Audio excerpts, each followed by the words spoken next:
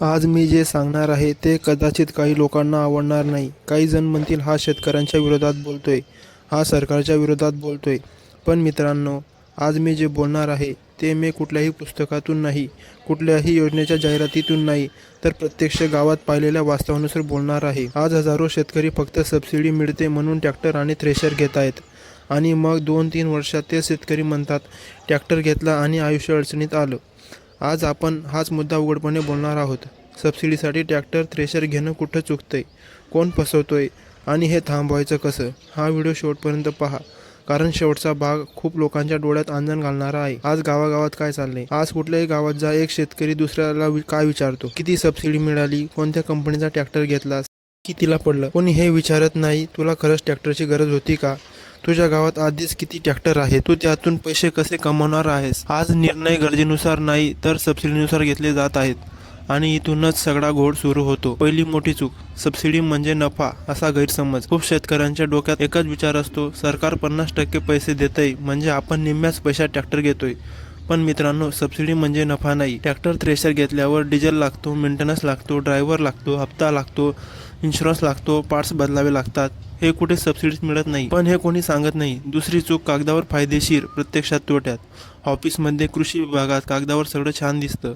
चार्टमध्ये उत्पन्न 4 लाख, खर्च 2 लाख, नफा 2 लाख, पण प्रत्यक्षात गावात काय होतं? थ्रेशर चालतो फक्त 3 महिने, त्यातही पावसावर अवलंबून. कधी पीक पडतं, कधी नाही.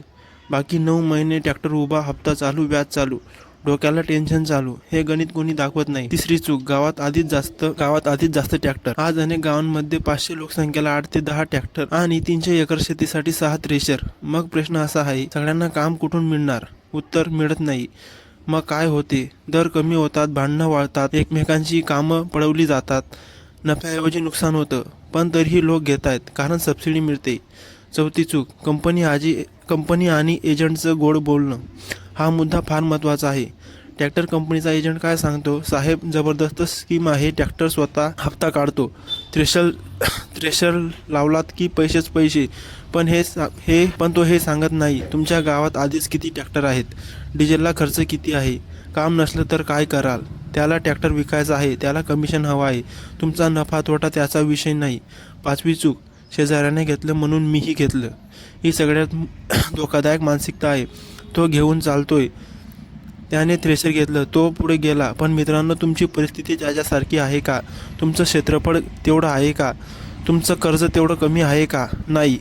तरी फक्त तुलना करून निर्णय घेतला जातो. 6वी चूक, हिशोब न मांडता निर्णय. मी अनेक शेतकऱ्यांना विचारतो, महिन्याला किती खर्च, वर्षाचा नफा किती? उत्तर, ते मोजले नाही. हे सगळ्यात मोठं कारण आहे शेती व्यवसाय फसण्याचं. ट्रॅक्टर, थ्रेशर भावनेवर नाही तर हिशोबावर चालतो.